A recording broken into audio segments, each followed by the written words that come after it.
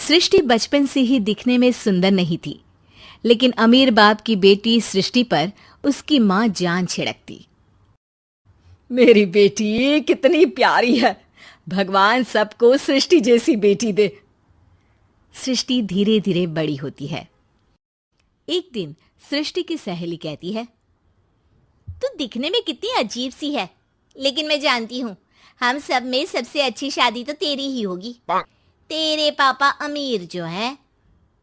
और बता नहीं सकते यार, दहेज तो हर कोई देता है, ये क्या ज्यादा ले जाएगी अपने पति के लिए?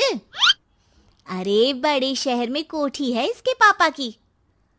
अरे पापा की है ना, कौन सी इसकी है? इसकी होती तब तो कोई भी लड़का इससे शादी कर लेता। अरे पापा की मतलब पापा की है तो मेरी ही है ना? किसने कहा? अब तेरी तो तब होगी ना जब तेरा भाई ना हो।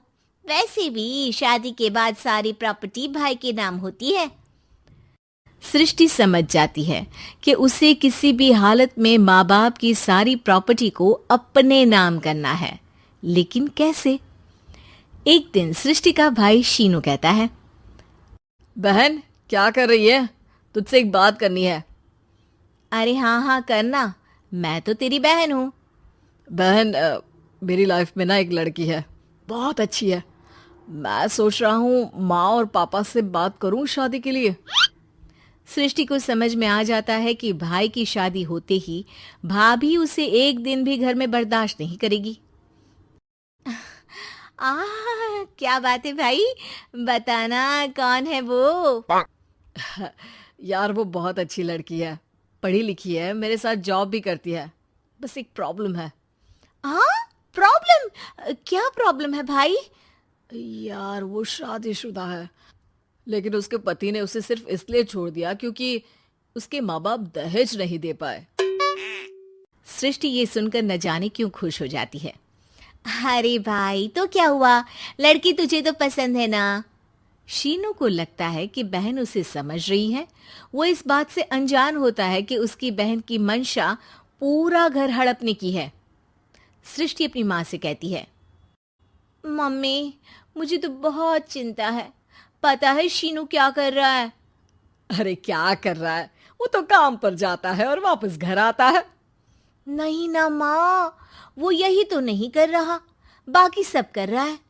आपको पता है उससे प्यार है, और वो भी एक शादीशुदा लड़की से। हैं? ये क्या हो गया? मैं सोसाइटी में क्या मुंह दिखाऊंगी?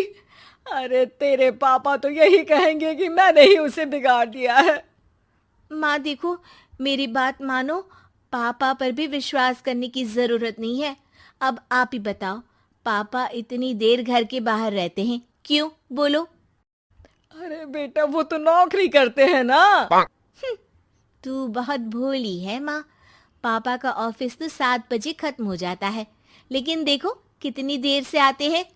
अरे नहीं नहीं बेटा, ऐसी कोई बात नहीं है। सृष्टि माँ को एक औरत से बात करते पिता की फोटो दिखाती है। देखो माँ कैसे हैं पापा। मैं ना कहती थी कि पापा सही नहीं है। मैं तेरे पापा से बात करूंगी, दे फोटो मुझे। ओ माँ, वो तो डिलीट हो गई। लेकिन चल, तूने तो देख लिया ना। पापा से बाद में बात कर लेना, और हाँ मेरा नाम बिल्कुल मत लेना। हाँ माँ। अब क्या था, सृष्टि के माँ और पिता के बीच झगड़ा होना शुरू हो जाता है। सृष्टि के मन में क्या चल रहा था कोई नहीं जानता था। एक दिन, माँ सृष्टि के लिए एक लड़का देखा है, वो लोग शाम को उसे देखने आने वाले हैं। और हाँ माँ, एक खुशखबरी, मैं और पापा मिलकर एक नया बिजनेस ट्राई कर रहे हैं। शाम को लड़का आता है, सांवले रंग का। सृष्टि को तो बिल्कुल भी पसंद नहीं आता। लड़की की माँ कहती है, लड़की का चेहरा तो कोई खास नहीं, लेकिन अगर मेरे बेटे को आप लोग सेटल कर दें तो मैं उसकी शादी आपकी बेटी से करवा दूं। सृष्टि को लड़का बिल्कुल पसंद नहीं था। उसे भाई पर गुस्सा आ जाता है। लड़के वालों के जाने के बाद कहती है, माँ देखा शीनू मेरे लिए कैसा लड़का लेकर आया, न दिखाने लायक न सुनने लायक, सेटल भी नहीं, वो भी हम करे। अरे माँ, मैं जानती हूँ ये मेरी शादी किसी भी घर में क्यों करवाना चाहता है। अरे कैसी बात कर रही है बहन, तूने तो देखा ना, लड़के को मैंने ही मना कर दिया तुझसे शादी के लिए। जिसने लड़का बताया था उसने उसकी बहुत तारीफ की थी। बात आई गई हो जाती है, लेकिन सृष्टि का मन शांत नहीं होता। क्या करूँ, कुछ समझ में नहीं आ रहा। मेरी शादी हो गई तो ये लोग पूरी प्रॉपर्टी शीनू के नाम कर देंगे, मेरे हाथ तो कुछ लगेगा ही नहीं। तभी सृष्टि को आइडिया आता है।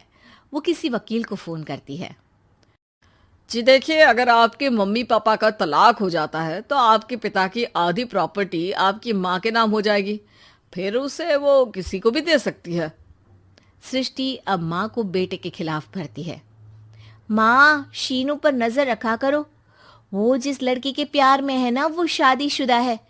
यहाँ आएगी, सारा पैसा, रुपया, जमीन, जायदाद सब हड़प लेगी। पापा का भी हाल तुमसे छुपा नहीं है। ऐसा ना हो कि मैं और आप एक दिन सड़क पर भीख मांगे।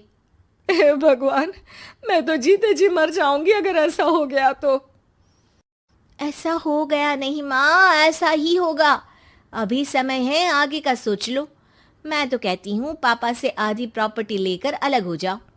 पापा की आधी प्रॉपर्टी भी हम लोगों को अगर मिल जाती है ना, तो अगले 7 जन्म सफल समझो। बेचारी माँ बेटी के कहने पर पति से तलाक लेकर अलग हो जाती है।